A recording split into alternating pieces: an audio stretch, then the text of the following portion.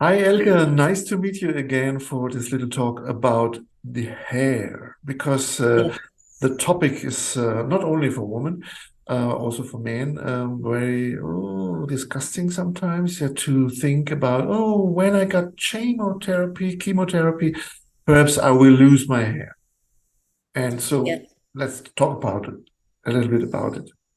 And um, and it is also because then everybody is seeing it, so you cannot Ah, really hide it anymore. So it's kind of obvious. So I just was in a retreat with a Filipino doctor, and she said she shaved her hair. So she takes care of cancer patients, and she shaved her hair, not because she had cancer, but she went through a challenge in life, and she thought that was appropriate. And she said, "You know what? I went to Europe, and they treated me so nice because everybody thought I have cancer." So uh-huh. it is just the perspective, yeah. So yes, of course, in that moment when you may lose it, uh, it may not be so easy to get to that point. But that's why we are preparing our clients really for that step. Because what does it mean? How do we identify with our hair? Mm. Yeah, and that is not only for women, that is also for men. I mean, Thomas here has like really thick hair for that age is like, a lot of men are envying him for his beautiful hair. So imagine, it would be probably different if you just have a few around here and you will lose them. But so, because this will really change the way he experiences himself. And so uh, what do we connect with the hair? Well, I mean, we are both like children of the 60s. And so therefore, we were in the hippie generation. So everybody had long hair. And so because that symbolized that spirituality, that connectedness to source. And so that's why we identified with this as, who we are. And while preparing here for this talk, Thomas told me actually a story that I knew in English as well. It's the story from Samson and Delilah. So there was Samson that he never cut his hair, and he was very, very strong, and so he even could fight with lions. And then I forgot actually who Delilah was, but she managed to cut his hair. And so what happened then? He lost his power, his physical power, and that's maybe what this symbolizes too. So when we look at monks, for example, why do they cut their hair? Because they turn inwards.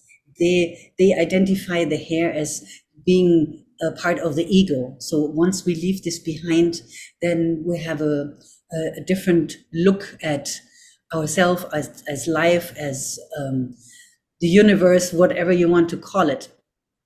And so this is actually also the gift that is in that you may lose the hair when you start taking chemotherapy. So the body goes through different things. So that's why he get rid of the hair first, because that's what he needs the least. Yeah, so to serve and to keep well. So that's why this will go. And so although it might be not so easy to face this, but once we prepare, once we consciously, um, you know, actually, if you cut it yourself, if you don't wait until they fall out and you have the all this hair in your hands, but if you say today is the day that I will prepare for this new life, you know, I will prepare for more insights that I will get once this hair is gone, for example.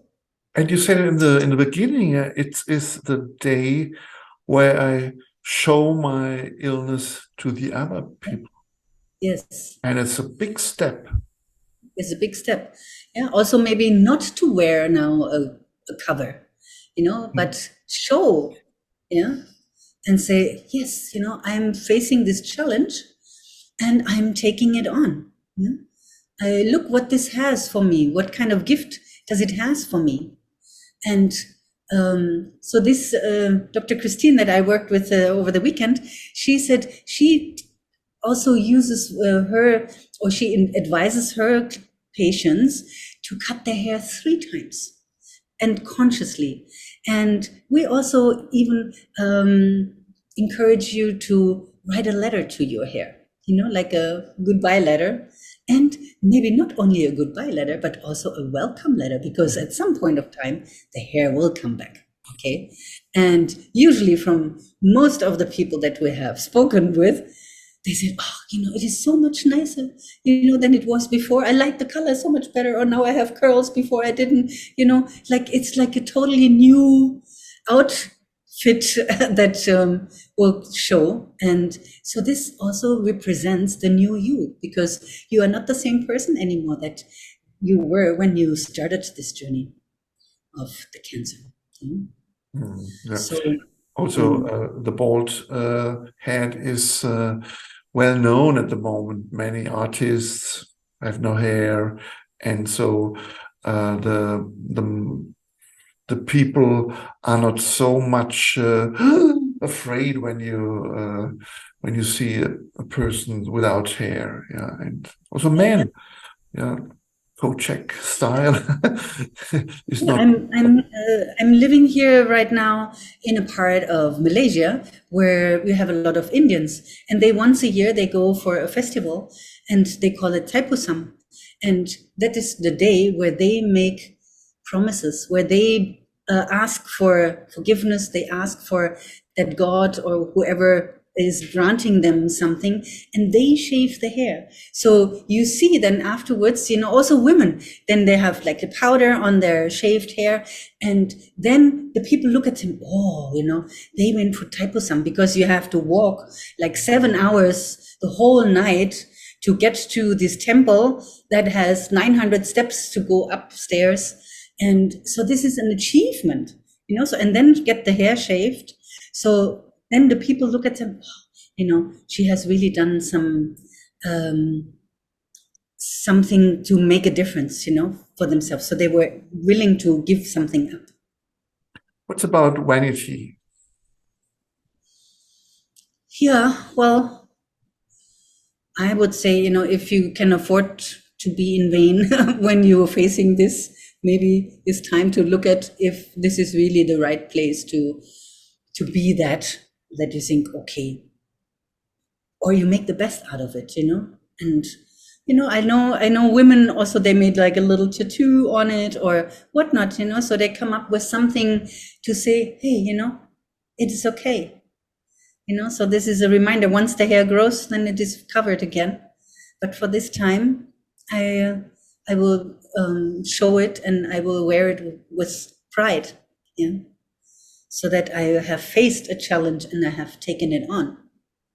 So as we have gone through many of these sessions now, you can see it always comes down to what we make it be about. Is it something that we allow us to pull down, or is it something that we say, okay, this is a mindset, and I will do what it takes to how I can change this, into something meaningful, and not be afraid of it. But once you have made the decision to go for chemotherapy, that already, okay, I made the decision that also probably the hair is going, and so then how can I make provisions for that? So in our cancer coach program, this will be a topic we discuss with our people, and I think it's very important to get the help of a cancer coach when you're dealing with this issue. Yeah. Because most of us, we actually are not aware what we think and how we feel about it. So we help actually to bring this to the surface so that it is clear to the client. Oh, yeah, I have I'm angry, that I lose my hair, and whatever comes up. So to make this visible, to make this, to experience these feelings that someone has, because only then you can transform them. If you suppress all this, then there's no chance to ever any to ever transform anything. And So that's it's a why our big breath is so important. yeah, it's a big transformation way, this cancer, and the hair is one part of this big transformation. Thank you, Elke, for all these ideas, and I hope we get some information. Gave you some information about this Yeah, topic and some ideas, but don't forget to talk with your personal cancer coach about this topic. Bye-bye, and we wish you, like always, all the best. Bye. all the best.